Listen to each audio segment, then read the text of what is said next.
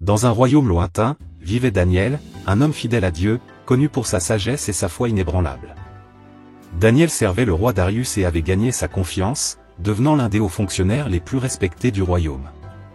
Mais cette faveur suscita la jalousie parmi d'autres dignitaires, qui cherchèrent un moyen de l'accuser. Ne trouvant aucune faute en lui, ils décidèrent de s'attaquer à sa foi.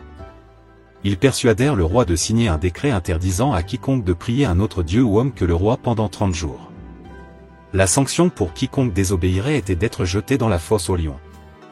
Daniel, fidèle à son habitude, monta dans sa chambre, ouvrit les fenêtres en direction de Jérusalem, et pria 3 fois par jour, rendant grâce à Dieu, sans crainte de ce décret.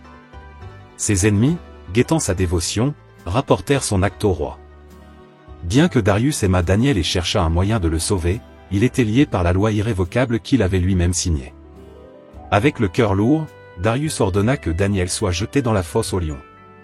Mais avant de le faire, il dit à Daniel, « Ton Dieu, que tu sers avec persévérance, te délivrera. » La fosse fut scellée avec une pierre, marquée du sceau royal pour s'assurer que rien ne puisse changer.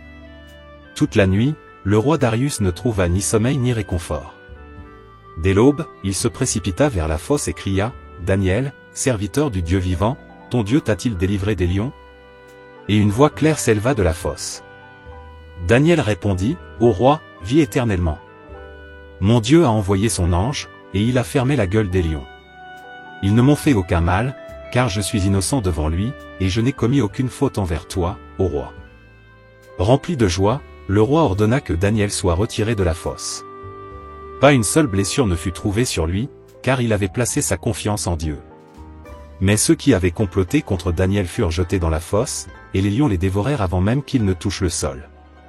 Darius, impressionné par la puissance du Dieu de Daniel, proclama à tout le royaume, que tous révèrent le Dieu de Daniel, car il est le Dieu vivant, éternel et tout-puissant. Il délivre et sauve, et il accomplit des miracles dans les cieux et sur la terre. Ainsi, Daniel prospéra sous le règne de Darius et continua à témoigner de la grandeur et de la fidélité de son Dieu. Une histoire de foi, de persévérance et de triomphe, démontrant que Dieu est toujours fidèle à ceux qui lui restent fidèles.